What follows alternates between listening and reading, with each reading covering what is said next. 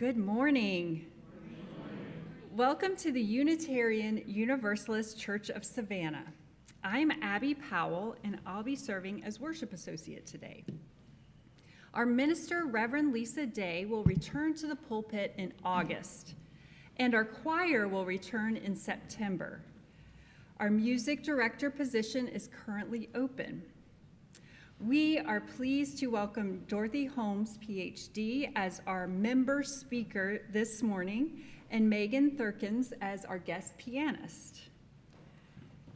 And in welcoming Dorothy, I would like to introduce her to those of you who don't know her, which many of us do.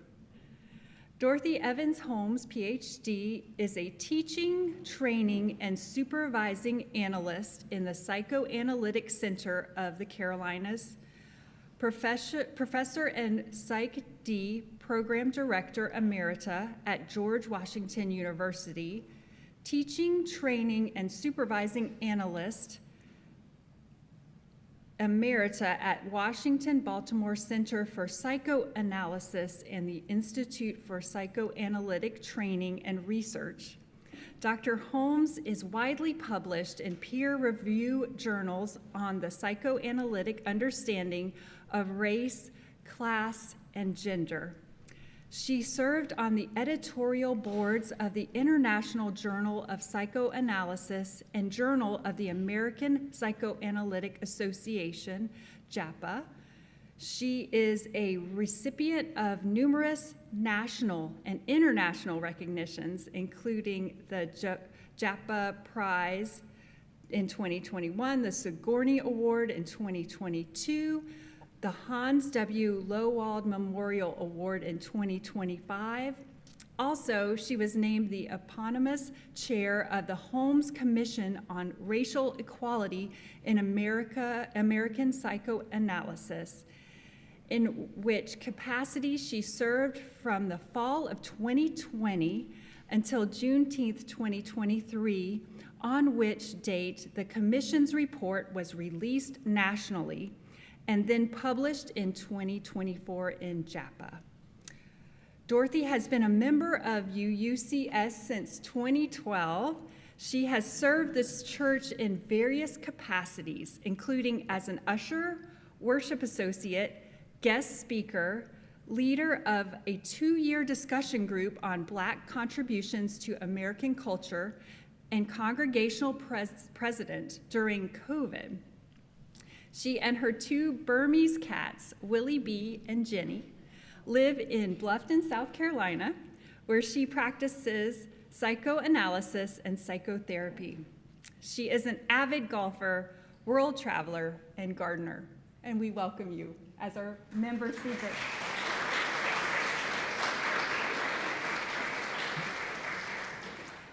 Here at the UU Church of Savannah, we are working to build a diverse, multicultural, and beloved community. We celebrate the presence and participation of people of all races, genders, sexual orientations, abilities, and ethnic and national origins.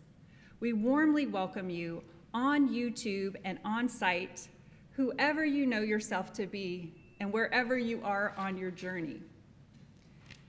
And if you're visiting with us this morning, we would like to welcome you. So if you're feeling brave and would like to introduce yourself, please rise or raise your hand and an usher will bring you a microphone. So as a part of our commitment to accessibility, we use microphones whenever anyone speaks so that everyone in the sanctuary and watching on YouTube can hear. So do we have any visitors with us over on this side of the church this morning? Anyone on this side of the church would like to say hello and introduce yourself? No pressure. Okay. Oh, I see a hand. Oh. Okay. And Mary's on her way over with a microphone.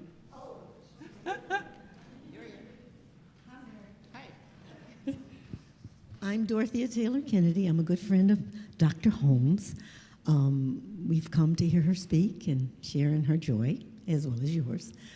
We all live in Bluffton. That's Helen, Connie, Veronica,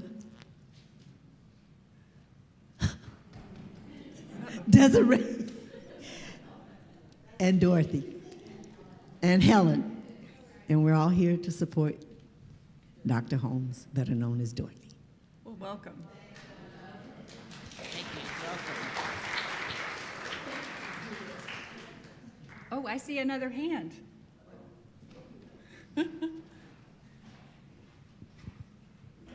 Hi, my name is Karen. I'm from Savannah. This is not my first time. This is my son's first time. He was a little shy. So his name is James. Well, welcome. Anyone else? Well, welcome to everyone.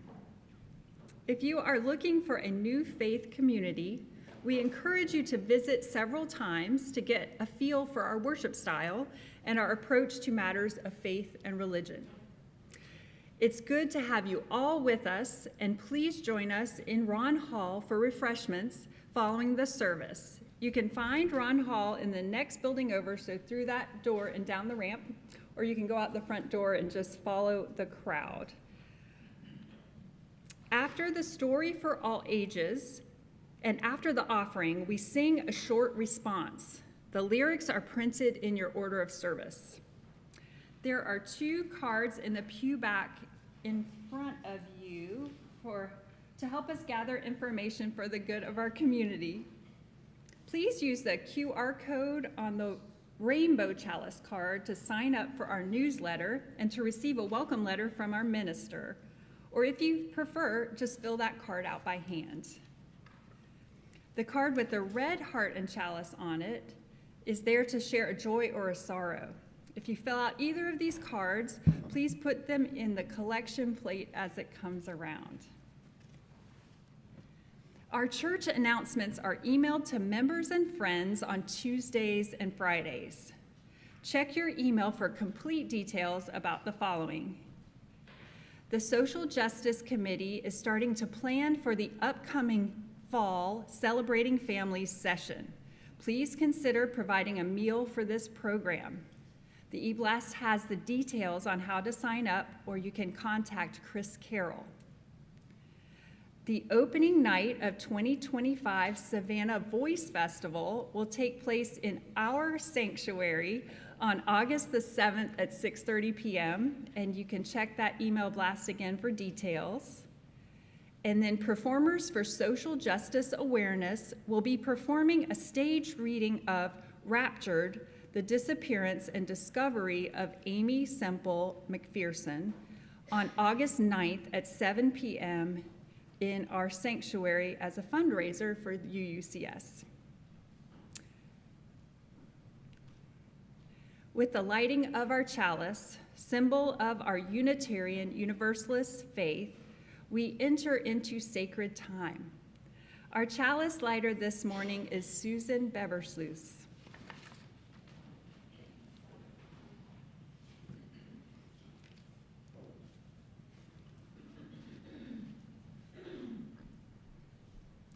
And our reading for our chalice lighting this morning comes from our hymnal.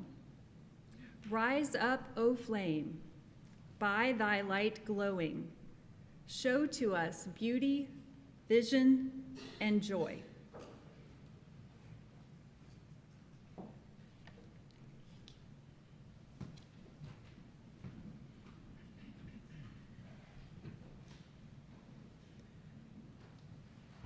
Good morning. Let us worship as tradition calls us to do, to submit humbly, to bow down, to appreciate and live in the likeness of magnificence, worthiness, and virtuous authority beyond our human and earthly powers.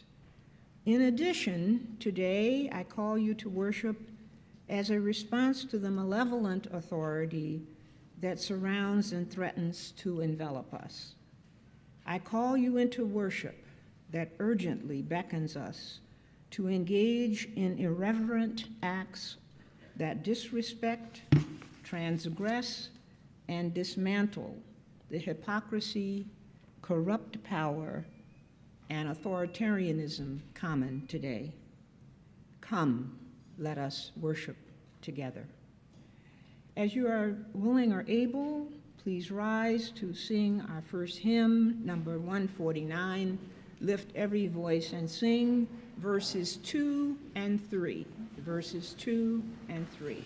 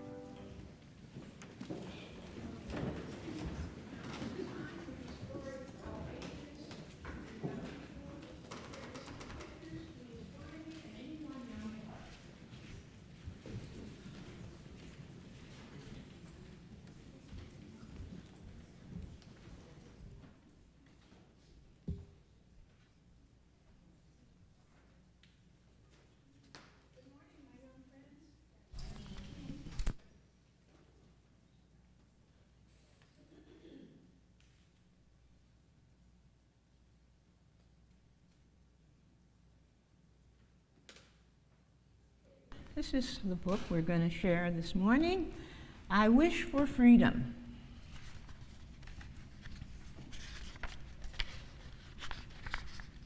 I wish for freedom.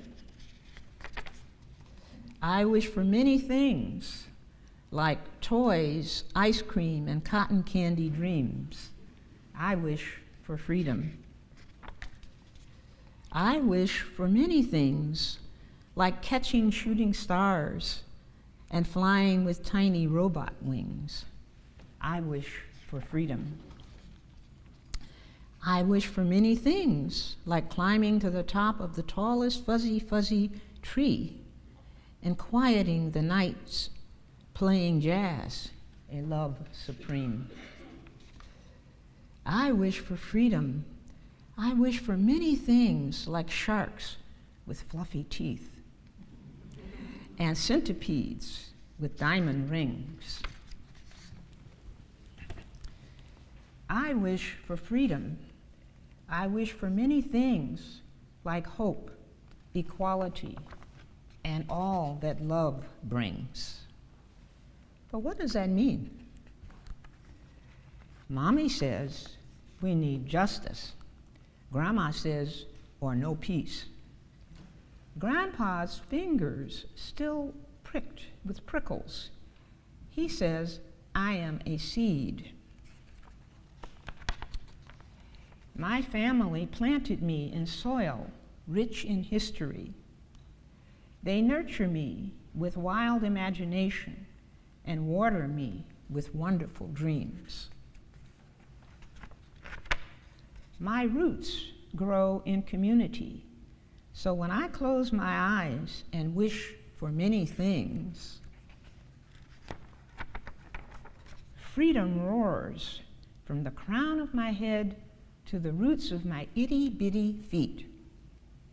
When I cross my fingers and wish for hope, love, and equality, I wish for the many marvelous things my family planted in me. When you see me smile with 92 crocodile teeth, I am smiling for my ancestors who bravely wished before me. Now I know what that means. I wish for freedom. I wish for hope, love, and equality. I wish for the many marvelous things my family planted in me. I still wish for a mountain of toys, strawberry ice cream, and fluffy cotton candy dreams. Not many things can compete with dreams other than wishes and words. They all have the power to put you in spaces you could only imagine and places you may someday be. I wish for freedom. I wish for hope, love, and equality. I wish for the many marvelous things my family planted in me. I still wish for toys, ice cream, and cotton candy dreams. That's your story to take with you as we sing you out to religious education.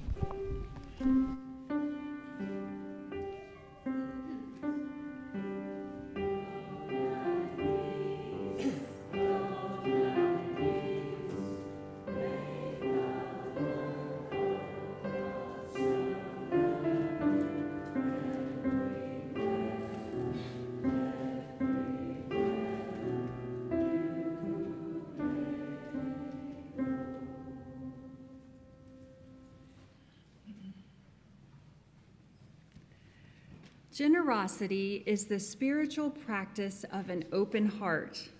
When we practice giving to the church, blessings flow in both directions. To donate via debit or credit card, please use the QR code on the back of the order of service, or you can go to the church's website and click the donate button. Mailed checks are also welcome. We thank you for your generosity. Our offering will be received.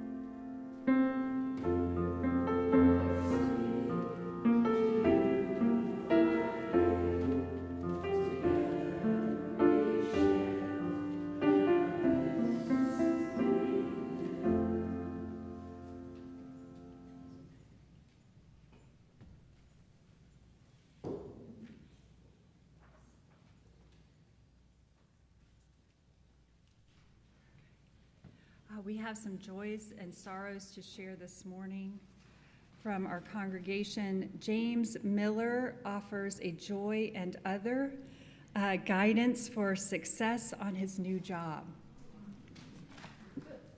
I have a sorrow from Vicki Weeks. She was saddened to learn that the Senate majority passed the big bad bill in the dead of night. It will deprive millions of health care, and it passes through the next steps in the process. I have a concern from Diane Hutter. Steve Hutter let me know that Reverend Diane Hutter has been hospitalized after complications during a pacemaker surgery in Atlanta last week. She is currently in cardiovascular ICU and has an additional surgery scheduled for this week. Reverend Steve Hutter asked that we hold he and Diane in our thoughts and prayers. Dorothy shares a joy. Today is the 40th anniversary of the wedding of Dorothy and Raymond. They fell in love in 1984, married in 1985, and were joyfully wed for 33 and a half years before he passed away in December of 2018. Dorothy is filled with joyful appreciation for the life they shared.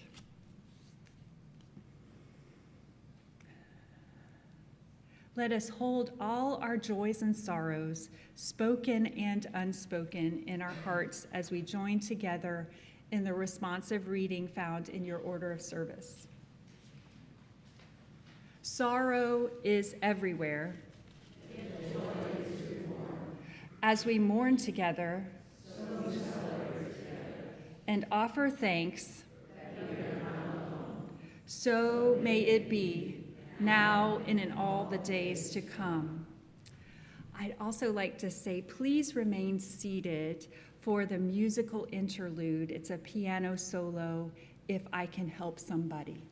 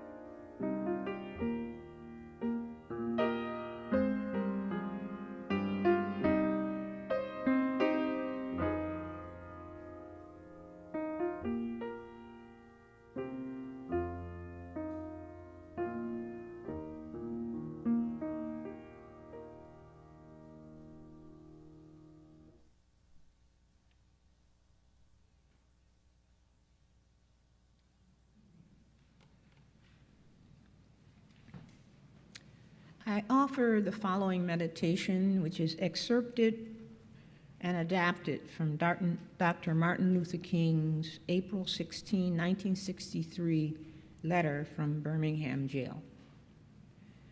History is the long and tragic story of the fact that privileged groups seldom give up their privileges voluntarily. Individuals may see the moral light and voluntarily give up their unjust posture. But as Reinhold Niebuhr has reminded us, groups are more immoral than individuals. We know through painful experience that freedom is never voluntarily given by the oppressor. It must be demanded by the oppressed. Oppressed people cannot remain oppressed forever. The urge for freedom will eventually come. So I have not said to my people, get rid of your discontent. This approach is being dismissed as extremist. I gradually gained a bit of satisfaction from being considered an extremist. I ask you, was not the Old Testament prophet Amos an extremist for justice when he said, "Let justice roll down like waters and righteousness like a mighty stream"? Was not Martin Luther an extremist when he said, "Here I stand, I can do no other, so God help me"? Was not Abraham Lincoln an extremist when he said, "The nation cannot survive half slave and half free"? Was not Rosa Parks an extremist when she refused to give up her seat on that Montgomery, Alabama bus? Were not Reverend James Reed and Ms. Viola Liuso, two white Unitarian Universalists, extremists when they left their comfortable stations in life and went to Selma to support freedom, actions that led both of them to be murdered? So the question is not whether we will be extremists, but what kind of extremists will we be? Will we be extremists for hate, or will we be extremists for love?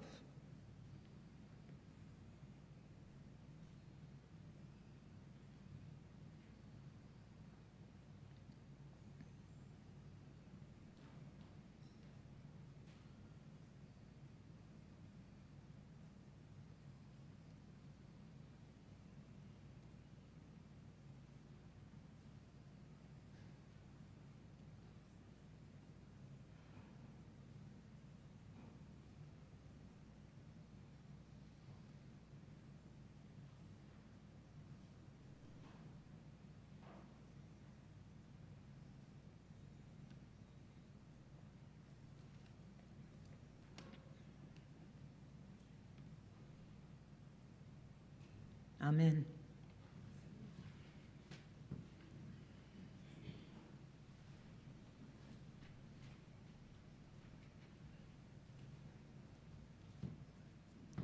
For our readings today, the first is from Albert Camus.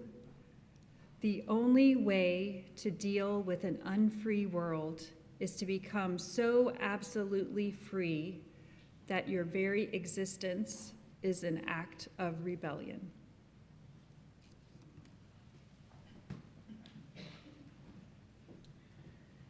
And our second reading is from Václav Havel on hope. Hope is a state of mind, not a state of the world. Either we have hope within us or we don't. Hope is not a prognostication. It is an orientation of the spirit. You can't delegate that to anyone else. Hope, in this deep and powerful sense, is not the same as joy when things are going well, or the willingness to invest in enterprises that are obviously headed for early success. Hope is definitely not the same as optimism. It's not the conviction that something will turn out well, but the certainty that something makes sense regardless of how it turns out. It is hope, above all, that gives us strength to live and to continually try new things, even in conditions that seem as hopeless as ours do here and now. In the face of this absurdity, life is too precious a thing to permit its devaluation by living pointlessly, emptily, without meaning, without hope, and finally, without hope. Please rise as you are willing or able for hymn number 6, Just as Long as I Have Breath.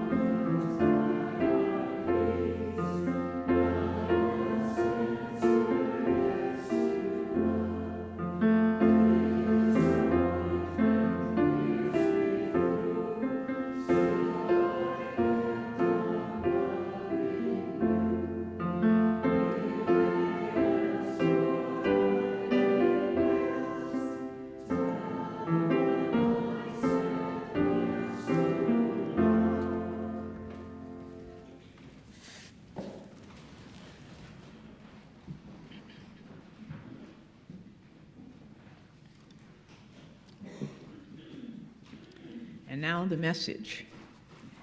It's entitled, Freedom, Though Disappointments Pierce Me Through, Still I Keep on Seeking You. I give thanks to our minister, Reverend Lisa Day, for inviting me to speak this morning on this month's theme, freedom. The topic could not be timelier. I feel fortunate to have been asked to speak, and I hope I can do the subject justice. So let's get right to it. I will be addressing freedom in terms of the current national crisis and the requirement to meet it with irreverence. To orient yourselves to my consideration of irreverence, I ask you to think back to the so-called terrible twos. It is not likely that you remember your own terrible twos, perhaps a blessing, but most likely you have had some experience with that period of development for some little ones in your lives. Many remember it as god-awful. As we know, the term refers to the toddler phase of development when strong, poorly regulated emotions fuel the toddler's willfulness, a common manifestation of which is vehement and repeated expressions of no. I proffer that those no's are the normal building blocks of irreverence. That is, the no's represent the young child's developing capacity to carve out their own identity within the demands of family life for adherence to family norms and practices. The young child must learn how to meet those demands and at the same time become their own self with their own identity and center of initiative. A case in point. Years ago, the toddler son of a dear friend of mine was disrupting a family event with loud displays of temper, and to no avail was being gently redirected by his empathic parents.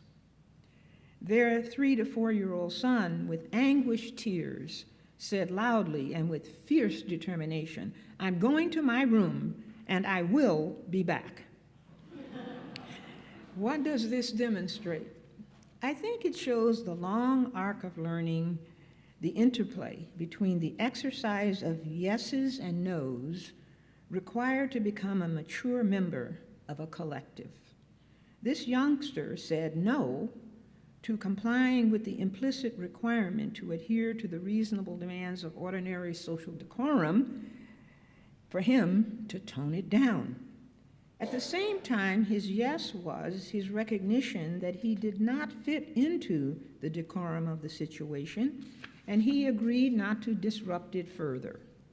His no was, "I will not be directed by you to give up on who I am, but I will take it elsewhere, and I will rejoin you later when I am able to do so."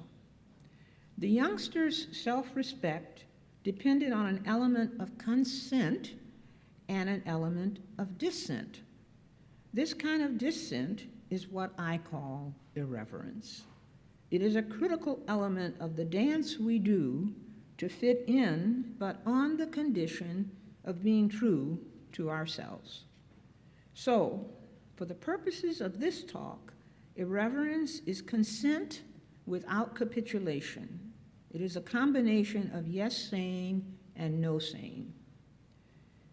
I bothered to give an example from early childhood development involving irreverence to demonstrate a capacity that ultimately aims to preserve something valuable: family life, personal integrity, a country's noble qualities, while protesting whatever threatens these core values.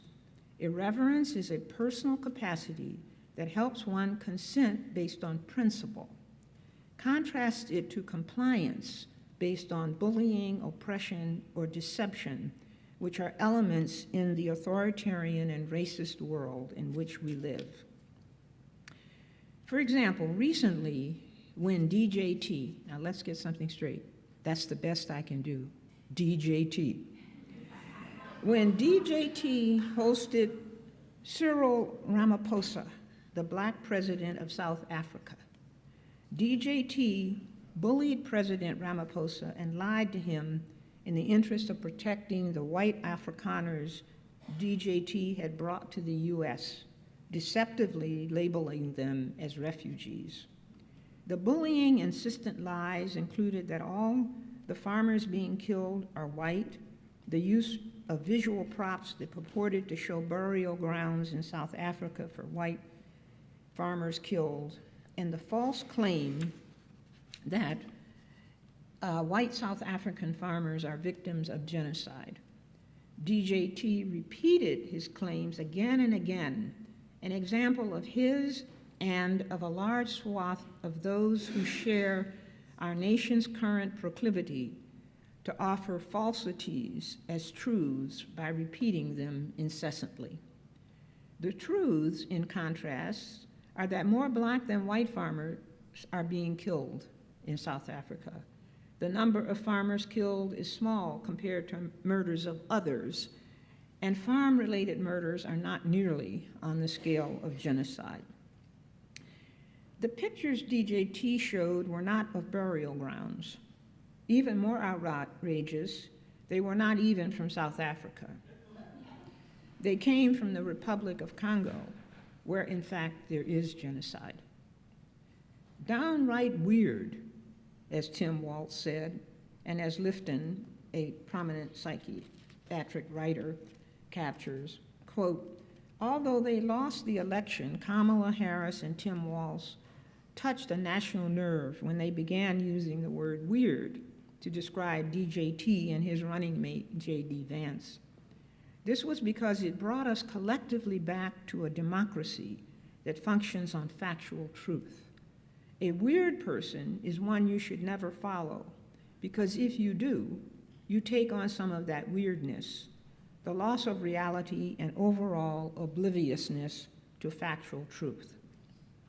That becomes very dangerous to a society facing planetary threats, such as nuclear war and global warming, close quotes. Never following alternative facts or lies is a form of irreverence. Did President Ramaphosa demonstrate irreverence in the face of DJT's repeated lies? Quietly, he refuted the claims of genocide. Just as quietly about the pictures falsely presented to be burial grounds in South Africa, President Ramaphosa asked, perhaps coyly, from where are those pictures? In other words, President Ramaphosa did not comply. He showed a form of irreverence, that is, quiet repulsion that was dignified and graceful and led to refutations of what DJT was doing. He teed up others, especially journalists, but fellow congregants, us too, to practice irreverence by persistently dissenting in response to lies. News outlets reported the truth again and again. The No Kings events do similarly. Irreverence, to be an asset, must become meaningful action in the service of the advancement of humanity, not in the service of anger for anger's sake. So President Ramaphosa kept his cool, which helped make more vivid the outrageousness of DJT. Recall with me the movie The Color Purple. You will remember that the black character Sophia, when insulted by the mayor's white wife, cursed her. In response, the mayor slapped Sophia, who then knocked him down.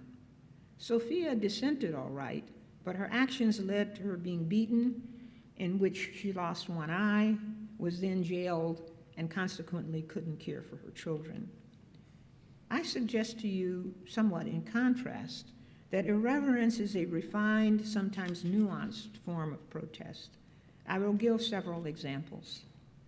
The first is from my own psychoanalytic training.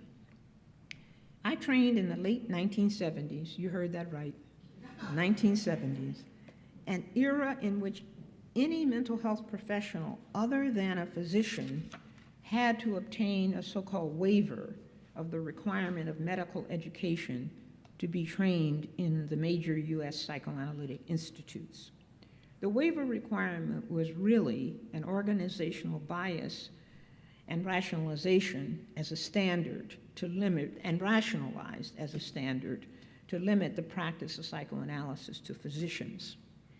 When I was preparing my application, I was told by my psychoanalytic training institute that I should not indicate in the application that I intended to practice as a psychoanalyst, but rather that I would use the training only for research and teaching.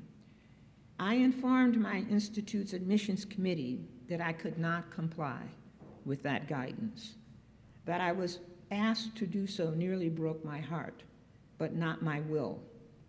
There was and still is so much about the liberatory nature of psychoanalysis that attracts and has secured my career-long commitment to it, but asking me to engage in a deception was the first major and piercing disappointment for me in psychoanalysis. All of us just sang a favorite hymn of mine, Just As Long As I Have Breath. Hold close with me the line that captures my relationship to psychoanalysis and its mix of wonderfulness and foibles. The line is, though disappointment pierced me through, still I kept on loving you. I adapted the title for this talk from that line. So in the spirit of that love and irreverently, I told my institute's admissions committee that I would include my intent to practice in my application to the National Waiver Committee because I was confident that I could show a powerful synergy among practice, teaching, and scholarship that would serve well my teaching and writing while I practiced. The admissions committee of my institute expressed pity for me, certain that my application would be rejected. Well, it was not, and here I am.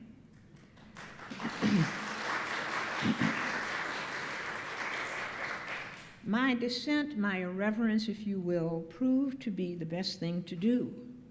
But as Havel would say, not because I knew how it would turn out, but because it valued truth-telling and because it preserved my dignity, my self-respect, and my identity.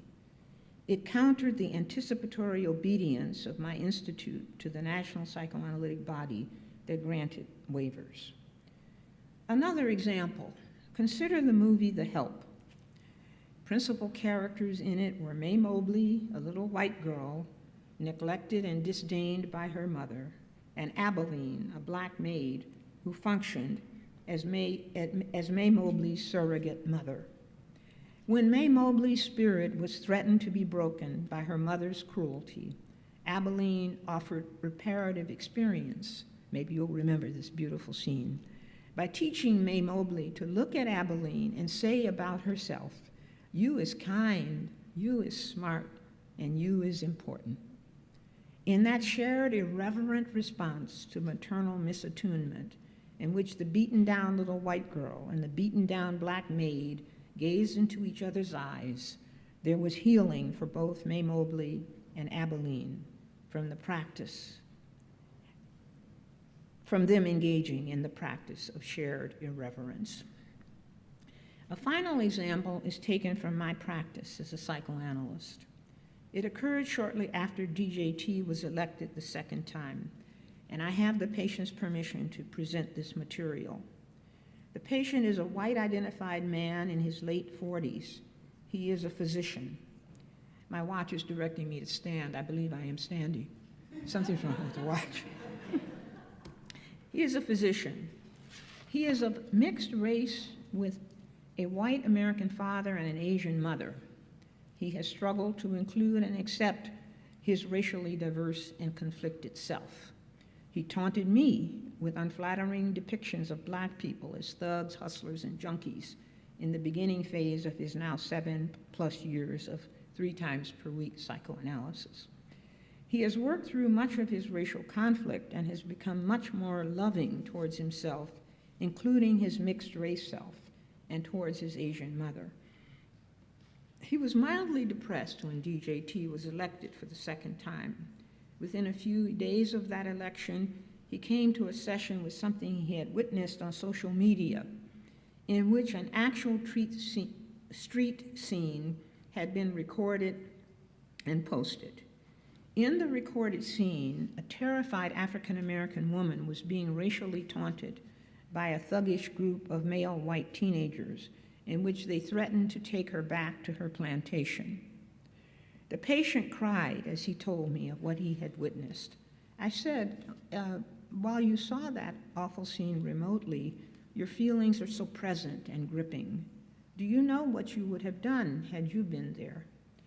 He paused briefly and said, I would have approached them, and I would have put my arms around the black woman, and I would have said to the guys, excuse me, this is my mother, and we have somewhere else to be, so we're leaving now. Both of my patient and I had tears streaming down our faces during his accounting of his imagined response to the scene. I said to him, what a loving and smart thing you would have done. Later we considered that it was a homage to his Asian mother and to me, his black analyst. In the context of this talk, I consider the patient's imagined actions as a form of irreverence, a brave and noble intervention that transformed a hateful scene into one of love. radical inclusivity and healing movement away from an authoritarian, hate-driven subjugation of a human being to a better place. As he said, we have somewhere else to be. Do I have a particular interest in irreverence and a penchant for acting irreverently? Yes, I do. My first remarks for this presentation laid out what I consider to be the groundwork for the development of irreverence in all of us, that is, the terrible twos. I am fortunate that I grew up Black in America in a family that practiced irreverence in the face of racial insults. However, all of us of whatever class or other important identifiers do not develop this capacity equally for a variety of reasons. For example, if one is abused, if one is misled into believing falsely in one's powers based on something other than merit, one may not develop an adaptive dissenting voice. I think of the subjects in Metzel's book, Dying of Whiteness, published in 2019, who were downtrodden due to loss of jobs in our country's heartlands.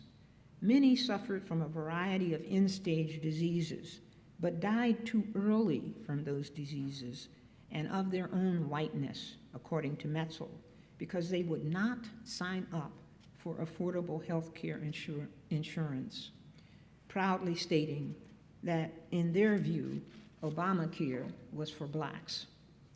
Such people are not capable of the necessary irreverence to the authoritarians who captured them, that is, unless they enter analysis.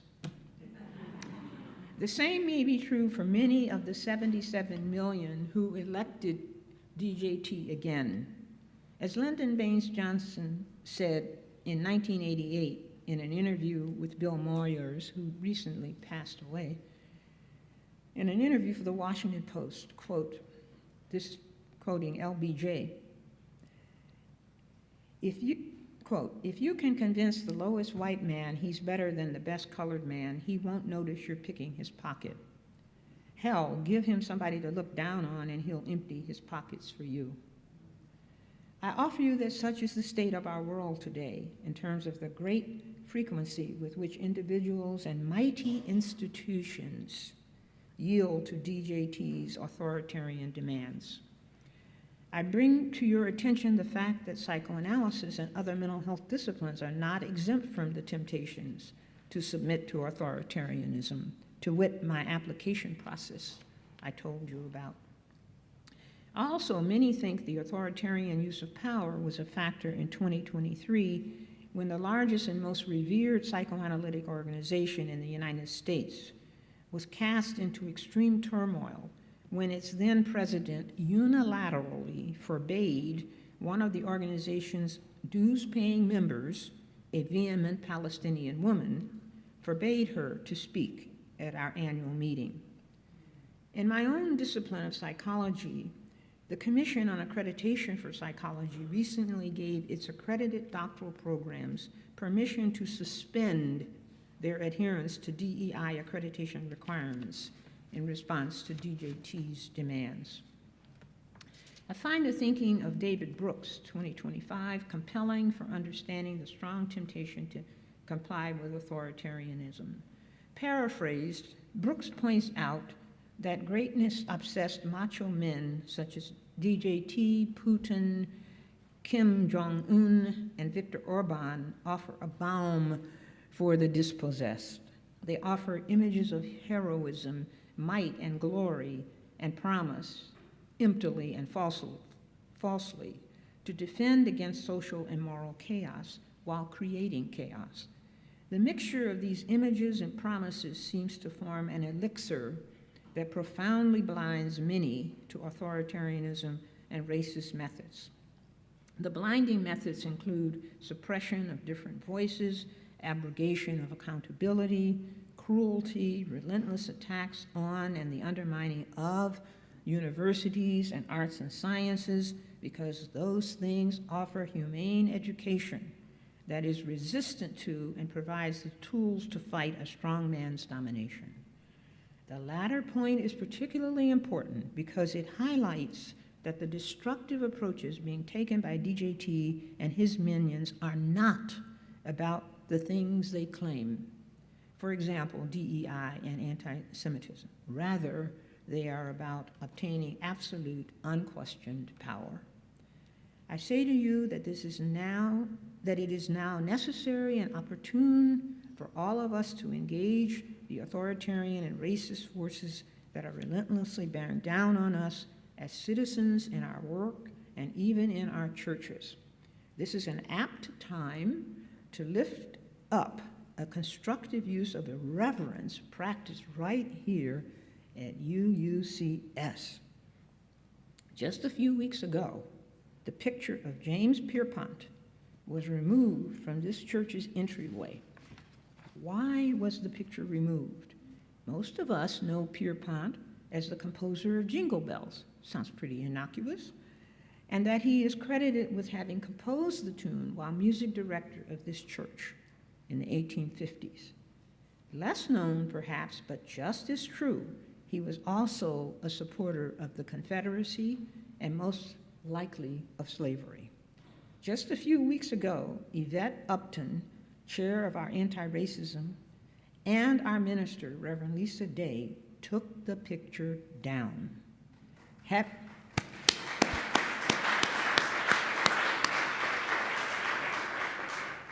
Having come to realize that the picture is noxious to our principles. And Yvette is here. Stand up, Yvette, and let people know who you are.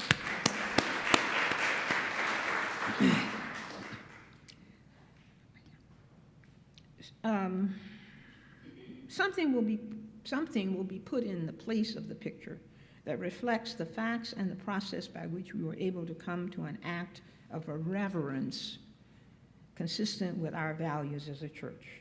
Thanks to Yvette and to Reverend Lisa for liberating our sanctuary from a haunting racist ghost.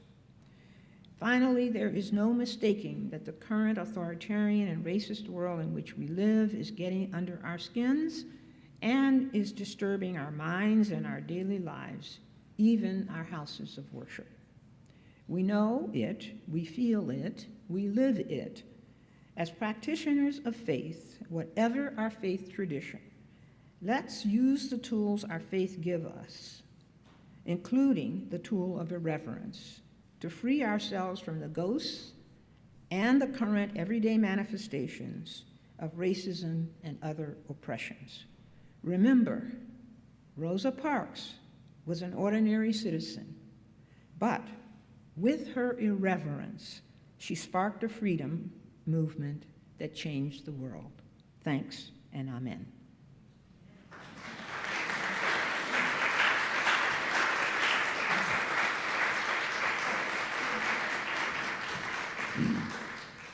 Okay, our closing hymn is a return to lift every voice and sing, number 149, verse 1, the most powerful of the verses.